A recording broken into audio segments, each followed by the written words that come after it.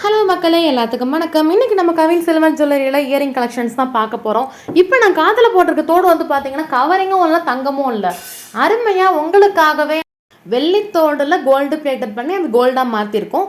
And நீங்கள் தேவையில்லாமல் கவரிங்கை வாங்கி அதில் காசும் வேஸ்ட் ஆகும். இதே வெள்ளினாக்கா உங்களுக்கு அந்த டைமில் நீங்கள் அதை வேண்டான்னு சொல்லி கடையில் கொடுத்தீங்கன்னா அதுக்கான ரீவேல்யூஷன் அமௌண்ட் உங்களுக்கு எங்கே போனாலும் கிடைக்கும்.